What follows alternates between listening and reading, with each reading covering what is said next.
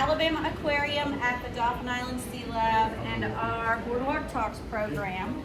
My name is Mendel Graber. I am one of the educators here at the Sea Lab. And this is Sabrina Atkinson. She is one of our other Sea Lab educators. And she has been working in partnership. Through our Discovery Hall programs here at the Sea Lab, in partnership with Mobile Baykeeper, has been working with some local high school students to facilitate their work as citizen scientists. So they have been going out into their local environments and doing water quality testing in local streams. So I'm going to let her tell you a little bit about citizen science in general, which that term, citizen science, is kind of under a period of maybe investigation. Yeah, kind of maybe shifting that terminology, but it is a known and accepted and used term, and so we're going to kind of explain what that is and then talk about some of our local young citizen scientists. It's really fun. So citizen science is any science or data collected by people who are not professionals. So typically they're trained in the method that they're using, but they are not degree holding or maybe formally trained scientists like maybe some people in the lab would be. But it helps scientists and other data initiatives get large pools of data. There's things like the Christmas bird count, where families and other people will go out to their local backyards and their local ecosystems and just do a general population count of birds. There's things like Alabama Water Watch, which is a big initiative in the state of Alabama with local citizens being able to go out once a month at the same time in the same place taking their water quality data, because it's kind of like there's not always a whole lot of cops to see every crime, but there are citizens to maybe report that crime. Those citizens can go out and investigate their local waterways or their local ecosystem every single month or every single day, make their observations, and then report if they see anything harmful or dangerous, which is really, really fun to get citizens involved in actual science. And so lots of times it's a great way to integrate people into the community of science, which can sometimes feel very exclusive, but it's a great way to get hands-on data interpretation and data collection for a lot of our informally trained citizens and students, which is super fun. My students are collecting, they're using the Alabama Water Watch principles with something called the SWAMP program, which is a shared coalition of Mobile Baykeeper, which is a local nonprofit working on restoring and reviving the waterways of local Alabama, and then, or Mobile, Alabama, and then we have the Sea Lab here with me at Discovery Hall programs, which is educating and marine research facility, of course. SWAMP is an acronym? Yes, SWAMP is Strategic Watershed Awareness Monitoring Program.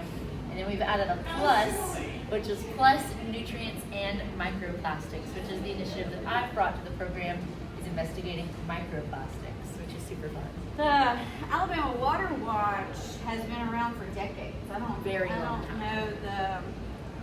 don't recall the date that it first began, but it's a long-running citizen-trained program for water quality monitoring.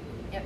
They get a large kit. It has all the chemicals. The students use these chemicals, monitoring the soft oxygen, the pH, the turbidity, which is the cloudiness of the water.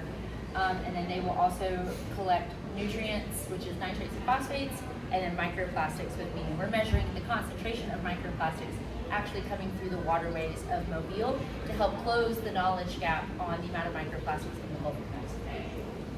Yep. How often are they going out and doing their testing? So my students will actually come out with me about once a month, depending on their schedules. You guys know how holidays and schools work and things like that. But once a month, all of my students will have adopted their own site. So we'll have 4 sites split between about 50 to 60 kids per school. And they will adopt that site and monitor all of these things once a month. We will actually take them from the school on a school bus and get to go explore their actual waterways, which are a part of their watershed, which is a great place to be on this big, beautiful green blob next to me right here. They actually get to investigate the problems at their site. Previously, I've had students discover construction site dumping done by the city of Mobile and reporting it, but right now we're just focusing on the data collection, which is super fun. So how many sites total? This year it's going to be 12 sites.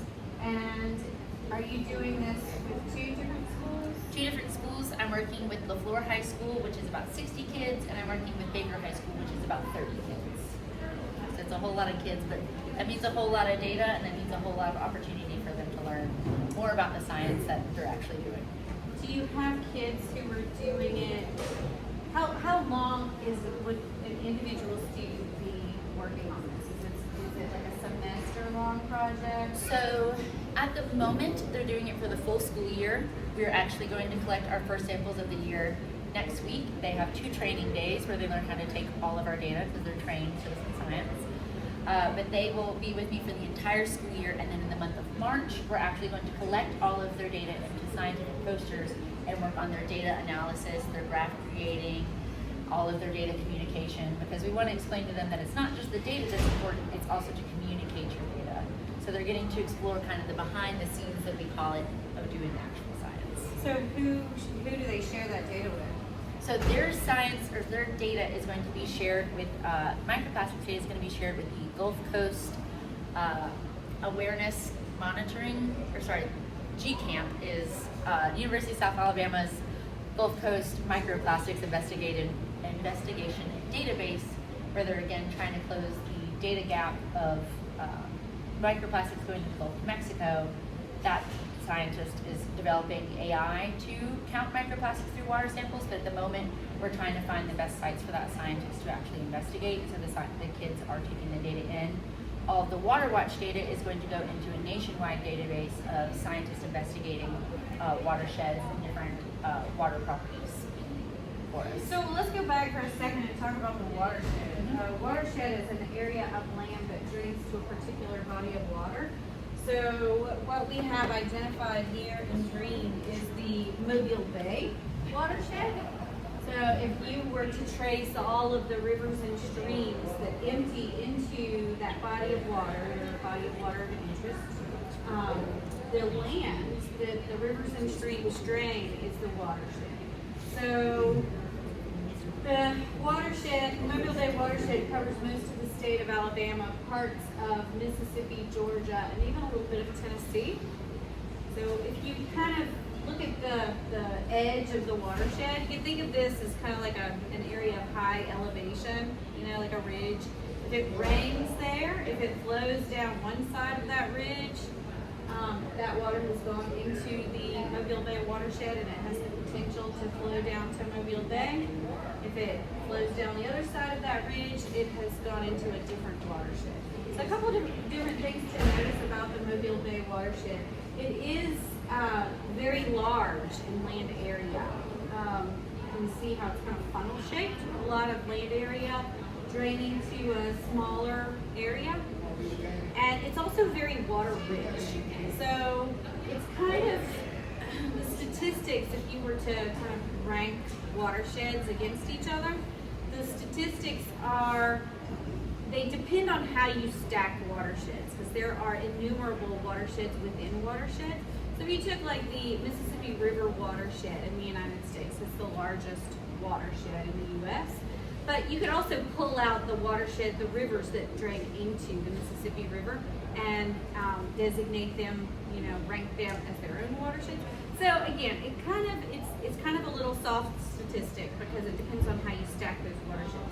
But by some accounts, the Mobile Bay watershed is the 6th largest in the United States by land area. But by water volume, it's the 4th largest on the North American continent. So there are watersheds that are larger in land area, but they don't have as much water flowing through them. It's a really water-rich area. So along with the water that's moving in these rivers and streams, we may have microplastics, and other kinds of sediment. But Sabrina also mentioned some nutrients that the students are testing for. So that rainwater will pick up things as it flows across the land and then push them through those rivers and streams.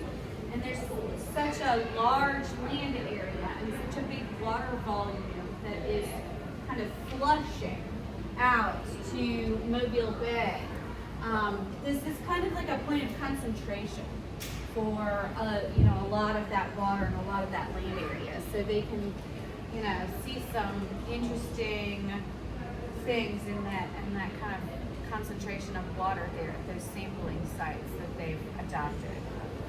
So the students are sharing that data, but when they do their presentations, who do they do their presentations for? She mentioned, that, so it's one thing to kind of like add their data to a database, but she mentioned that they are, they're doing some interpretation of their results, and then they kind of create a presentation. Yep, so this year the students are going to be creating their own graphs, they're going to be creating their own scientific posters, but last year we wanted to try something a little bit different, a way for them to share their data with both other students in the school and other people in the program.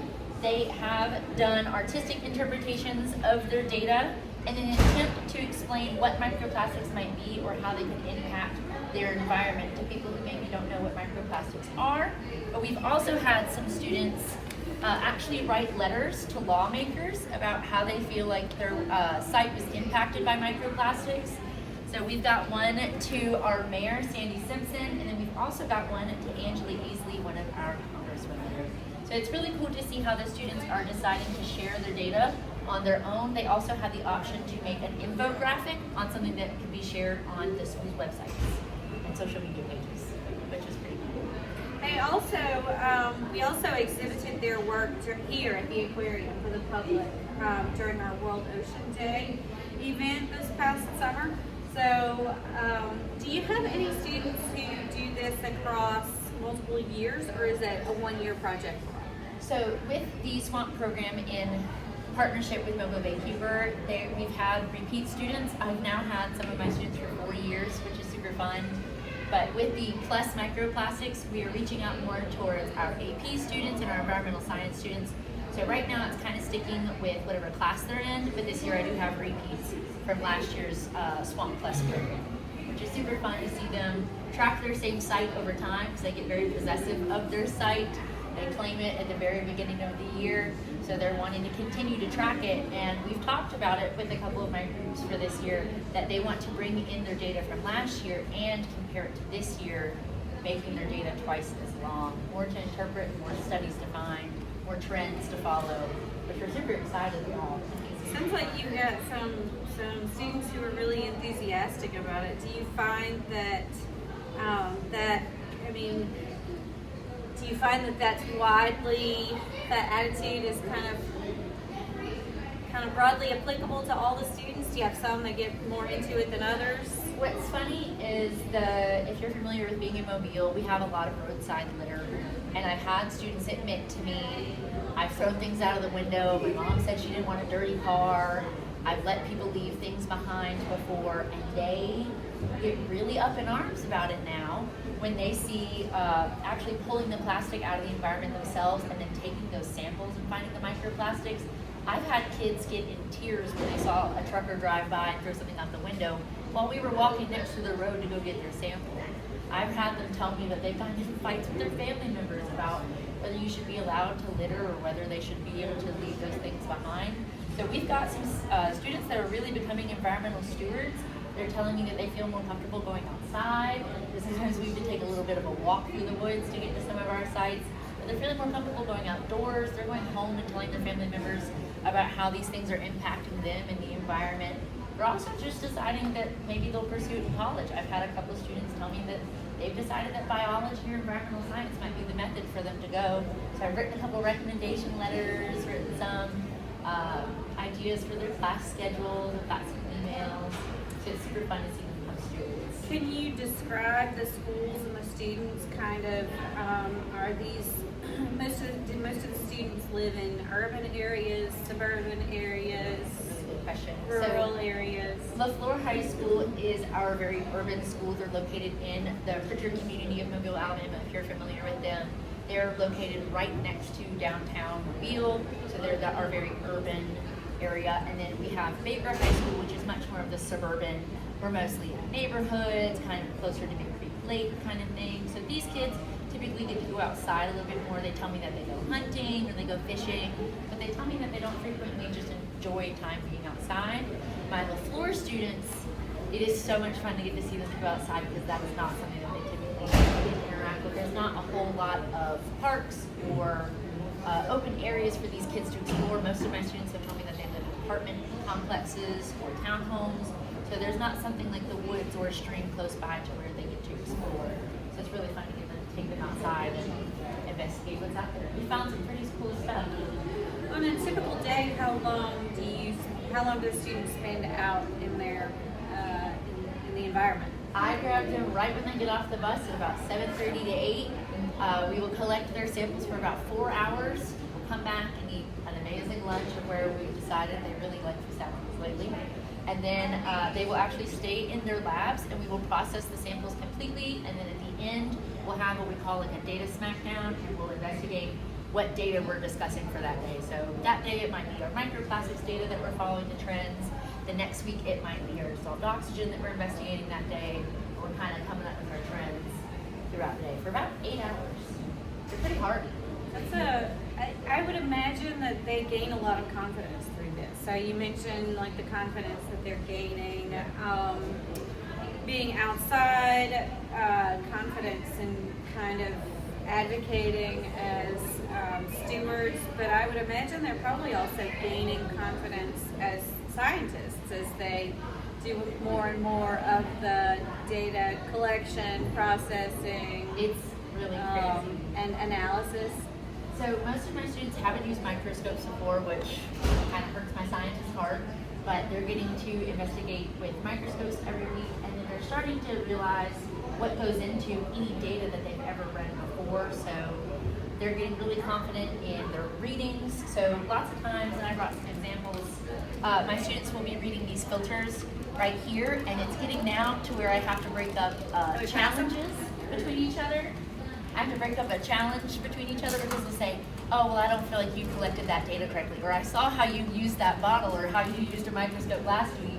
So now they'll challenge each other, but I've also got some microplastics examples with me that I found out here. But the students will get really confident in their findings and will come to me very upset if they feel like they haven't gotten it correct. And we'll discuss how scientists do things multiple times to make sure that you got the correct reading. We might do a test a second time, or we might do it 3 times in total to get the average and see who is correct. But it's always an investigation, and they're learning to follow the process. It's really fun to watch them investigate the scientific process of going through, what did we notice this time that we didn't notice last time? One of my students has decided that he wants to follow this project all the way through. He told me he's doing it no matter what it takes to be with me as a senior. But his site last year had something called a litter getter installed, which is a big machine done by the Osprey Initiative. It's got large booms on the side as floats, and then a large contraption. It kind of looks like a weird cage to collect any litter flowing down the stream. Who is it that installed that? Osprey Initiative, Don Bates, I think it's his name. Was it like a city-sponsored? I think the city's paying Device? for this. Okay. I'm not 100% sure. I need to investigate it more. But that was installed halfway through our data readings. He noticed immediately that there was a spike in microplastics, and he's wondering if there was a device that he could make that would stop the microplastics from flowing as well. So he's excited to track over time whether the litter getter was the thing that started to create more microplastics, or if there's a way for him to slow them down.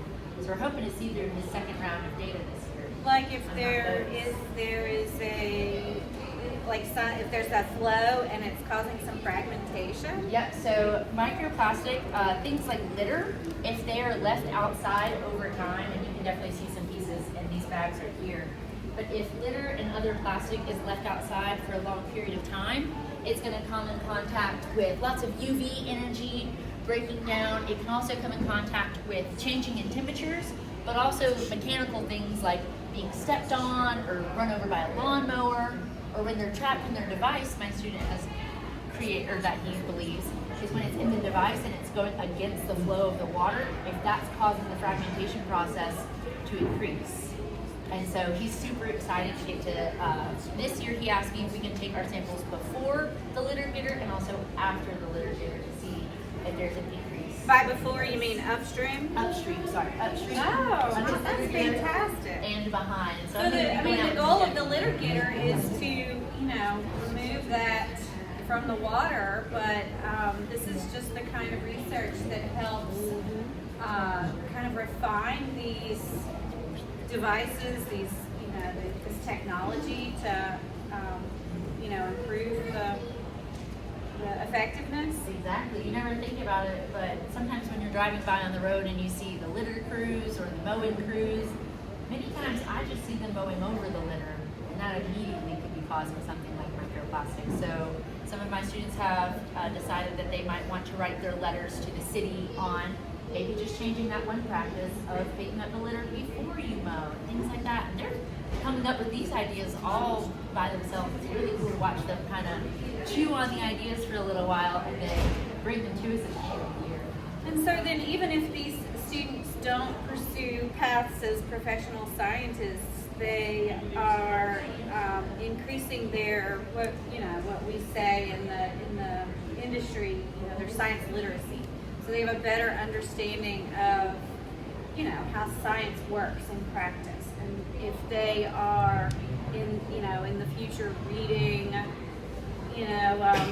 media articles about science research projects, or going straight to the source and reading the papers, or just kind of learning about emerging science, they'll have a better understanding of how that process works and how the scientists come to the conclusions that they draw. It's not very often that you get to go into the public world as a scientist and say, this is how science works. We're not just sitting in labs with lab coats making up fake numbers. We're not finding things just for the sake of finding things. These kids are taking the data, they're collecting the data, they're following the trends of the data.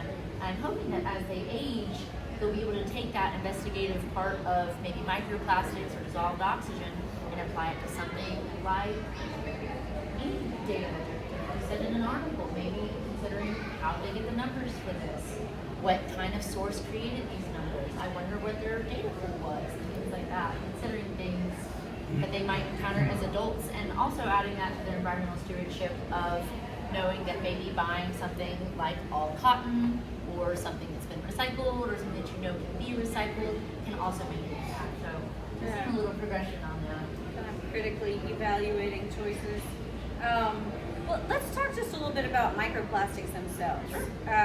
So Sabrina mentioned that they often come from plastics that are breaking down, but and I think this is people are becoming more aware of this. But even as they break down and they degrade into smaller and smaller pieces, they can still have significant harmful impacts. We're just changing the scale at which they happen. So you've got with these microplastics, maybe instead of a visible, kind of whale or sea turtle eating the plastic, they may be smaller animals that are eating smaller pieces of plastic, but then they enter the food chain that way. So the plastics are still entering the food chain. And this is still an area of emerging research. So there are still questions about how these plastics move through food chains. And also, we have talked as a society about plastics having compounds that are hormone disruptors. So you may remember a few years ago, people became aware of specific compounds in like plastic drinking bottles or cups or bowls or things, and started avoiding plastics with those compounds.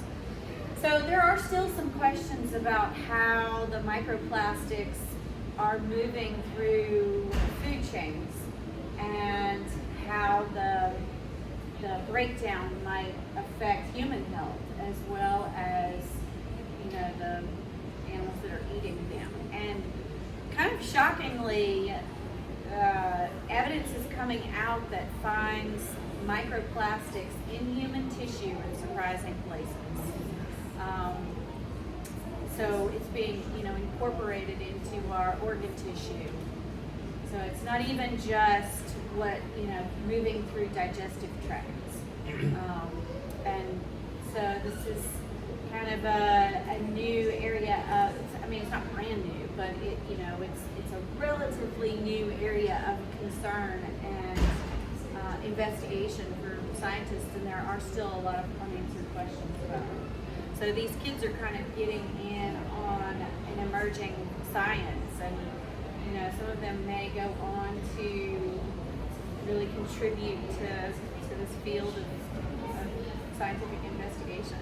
I tell them a lot. I said, I may not be around when we find out all the problems that these have caused. You guys are still going to be here. You've got to start to come up with these solutions. And I'd like you to start now rather than later. So I think that they're going to eventually find some solutions for us, or maybe just find alternatives to plastics completely.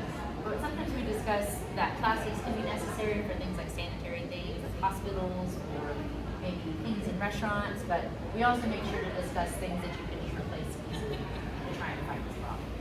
I would imagine that a lot of kids in the schools would think this is fun, even if they've never done it and they don't know exactly what it entails. But a day out of school once a month, getting outside, getting to go, go somewhere outside of the school to a restaurant. Do you find that? Are you seeing do you feel like this program may recruit kids into the AP classes? We occasionally will have somebody try and bring along a stowaway, a friend that wants to join or something. But I always tell them that you're welcome to apply with us next year. I have been told that it helps bring in some of their students from their AP classes. It's definitely a additive to the program of them getting to go. We're going to leave school, we're going to go outside, we're going to get lunch, we're going to get to do some fun stuff. So, and then they always tell me that picking up the garbage or looking for the microplastics, they compare it to if you ever watch videos of people cleaning or people doing this is so relaxing. I'm like, if that's what you want to call it, make it super fun. Or they maybe an I Spy game. They say it's good for the brain. You ever do a time lapse video of the over time, the pickup? Last year I did the math. I think we picked up around 200 pounds of garbage just in our waterways. It was really crazy to watch. I didn't get really mad about it. It's really fun to watch them go from, sometimes I throw things out of the window and we'll take surveys and I'll kind of get some verbal things from them. So by the end they're like, I cannot believe somebody would do this. Why would they leave this here? I'm like, oh, well, remember you 8 months ago? Did you feel exactly the same? What goes into your site selection? I would imagine you've got to choose, one of the factors would have to be access, but what else goes into that? One of the big ones is the safety of the students, of course. I want the bus to be able to get pretty close. I want them to be able to retrieve the sample themselves. And the next would be the bank condition. So if it's something, and I just really keep track of it, it's something like a culvert or something like a shore with lots of vegetation, or if it's obviously used by humans a lot, which is some of the sites that we frequent the most. But most of the things is safety and then water flow. We're looking for sites with some significant water flow. If it's anything less than about a foot, I don't really want to collect my data from there because it just may not be consistent if we have something like a drought or anything like that. But most of the time it is the bank and safety. So, not sure I understood you exactly, but you have a selection of sites and they can choose among the selection? So I like to give them as much autonomy with the project as possible. I allow them to choose from the 4 sites of where they'd like to go, and that's after they've gotten their group, so they're not just choosing a site because their buddy's at the site. They get to choose which one they think, and then we're coming up with an idea of why there might be a lot of microplastics there, why there might not be a whole lot of microplastics there, and then we come up with what kind of microplastics that we think might be there the most. Because there's actually 2 major origins of our microplastics. It can either be something that was created to be a microplastic, so smaller than 5 millimeters, like glitter or a styrofoam bead or something, or it can be a secondary microplastic where something larger has broken into something smaller. Most of the time, the kids are coming up with they think there's going to be secondary microplastics, maybe it's close to a neighborhood or a restaurant or something like a litter getter, like we discussed earlier. But the students get to claim their site and track that throughout time. And this year, because I've had some repeats, they're getting kind of aggressive on who gets to claim which site at what time. But we're adding on 3 new sites this year just to investigate more of their sub-watershed. It's amazing. I'm really excited to see how it goes. Y'all have any questions? What's up? Yes. It's the first time we've ever come down here in fall. We've been coming since 2008. Oh my gosh. We noticed the water clarity where we're staying on the beach is unbelievable. Is that indicative to this time of the year? Because it's never been as clear as it has been this trip. So that might partially be related to rainfall. So if you have a lot of rainfall, you're going to have a lot of flushing through that watershed and you'll get sediment. You can also sometimes get tannins in the water where the water may have kind of been sitting and like kind of brewing a tea of the like pine and cypress and then it flushes out. It can also be related to like the energy of waves and currents and winds kind of stirring sediment up into the water column.